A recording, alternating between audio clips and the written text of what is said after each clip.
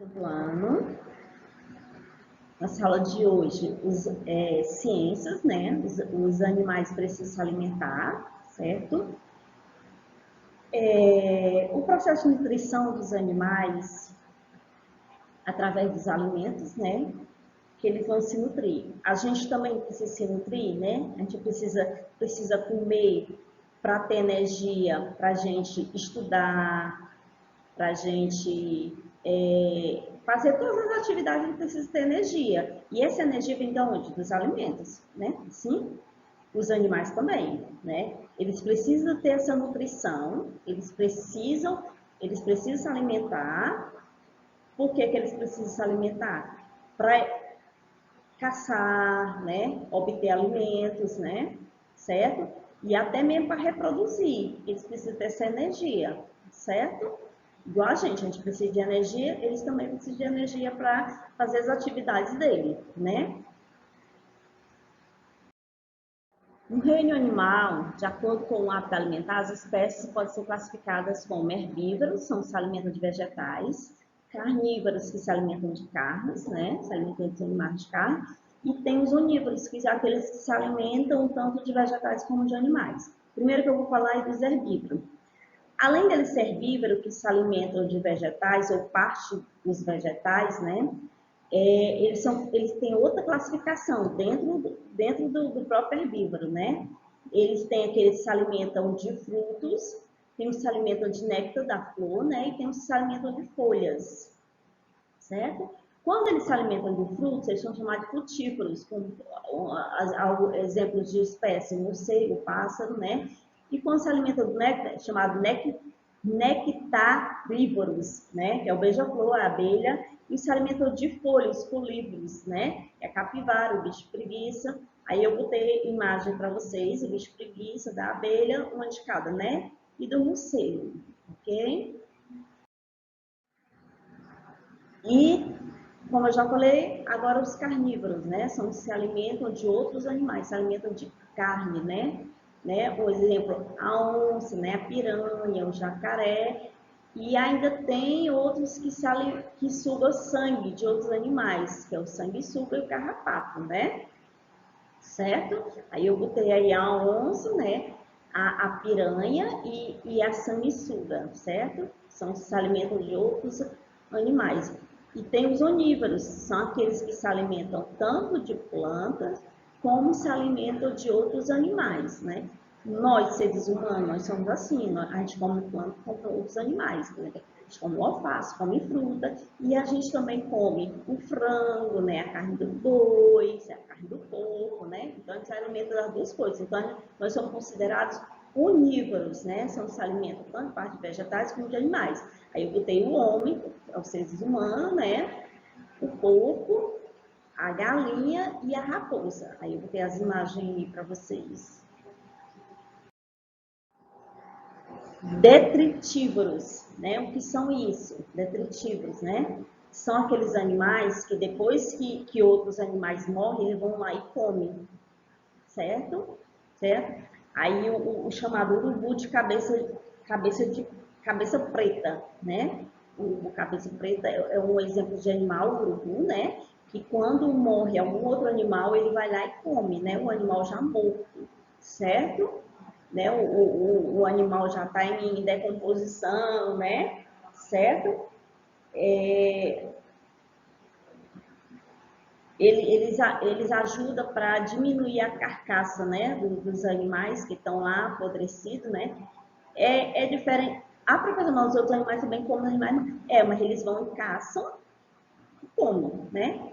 Eles aí não, são animais, às vezes, por exemplo, um animal, o leão caçou um animal lá, comeu uns pedaços e deixou lá, apodrecendo, né? Aí vai lá o urubu e come o resto, né? De matéria morta, resto de animais e de plantas, são chamados detritívoros. Agora a gente vai falar sobre a cadeia alimentar, certo? O que é essa cadeia alimentar? Pessoal, os seres vivos, eles têm que ser adaptados ao ambiente em que eles vivem. né? E para isso eles precisam se alimentar naquele ambiente que eles estão, certo? Então, para eles se alimentar, eles têm alguns caçam, né? E vão atrás de outros seres vivos. E essa dependência que ele tem dos outros seres vivos para se alimentar, ele é chamado de cadeia alimentar, né? É o ciclo da matéria e energia que ocorre entre os seres vivos, ou seja, essa passagem de matéria e energia se inicia na planta e termina na decomposição dos seres vivos. Aí vocês estão vendo na imagem, é uma imagem de uma cadeia alimentar, certo? Aí eu tenho uma planta, certo? Aí vem o caramujo e se alimenta da planta. Aí vem vem uns peixinhos menores, chamado lambari, eles vão e comem o caramujo. E vem um peixe maior e vão e comem os peixes menores. E vem uma garça, uma ave, né, que é uma ave, e vai e come o peixe maior. Então, a energia que tem aqui na planta vai ser passada para todos, né? Porque todos comeram um animal que tinha em relação à planta, certo? Então, essa dependência que eles têm de passar energia um para o outro, energia do alimento que eles comem, né? A energia do alimento que ele come vai para eles, né? Então, isso aí é chamado de cadeia alimentar, certo? Quem são os componentes da cadeia alimentar? Uma cadeia alimentar é formada por 3 componentes: os produtores, consumidores e compositores, certo? Os vegetais é o primeiro da cadeia alimentar, certo? Por quê? Porque eles não dependem de outros, né?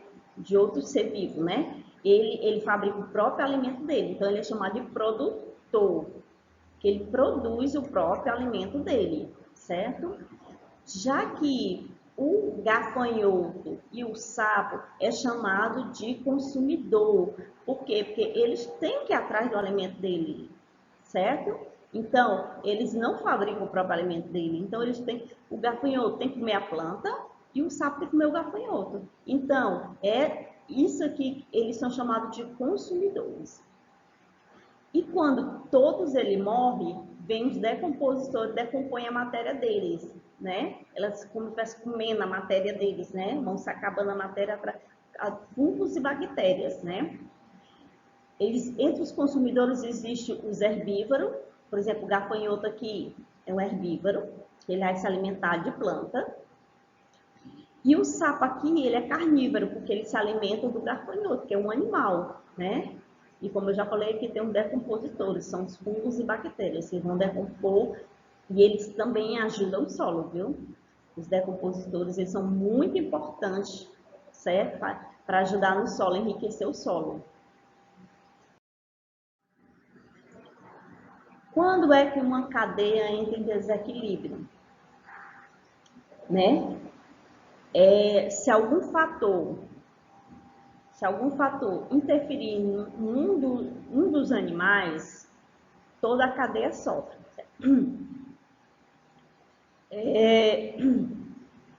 Aqui eu tenho a cadeia alimentar. Tem o milho, que é comido pelo rato, que é comido pela coruja, e a coruja é comida pela onça, certo? Ele diz aqui, ó, se algum fator alterar um elo da cadeia alimentar, toda ela sofrerá alteração. Por exemplo, imagine que uma plantação de milho seja atacada por uma doença que mate muitos pés de milho. O que aconteceria com os ratos? Então, se não tiver alimento para os ratos, o que vai acontecer com eles? Eles vão ficar sem comida, não vão? Então, se eles vão ficar sem comida, eles vão morrer. Se os ratos morrem, o que acontece com as corujas? Elas também morrem de fome. Se não tem coruja não tem mais coruja, o que acontece com a onça? Ela também vai morrer. E assim vai a cadeia alimentar, certo? Então, se alguma coisa interferir, algum fator externo interferir em um deles aí, então a cadeia alimentar ocorre um desequilíbrio, né? Digamos que aqui as corujas foram mortas, certo? As corujas foram mortas. O que é que acontece com os ratos, se as corujas foram mortas? Vai ter muito rato, porque não tem quem se alimentar, ele não vai receber de comida para ninguém. Então ele vai comer muito milho, né? vai acabar dando um desequilíbrio na plantação de milho, né? E aqui a onça vai morrer porque ela não tem a coruja para comer, certo? E a nossa agenda, né? Eu dividi em duas partes, certo? Depois vai ter outra parte sobre os animais, né? Os animais que se alimentar, as atividades 54, 55 e 6. Bons estudos para vocês, criança. Até a próxima.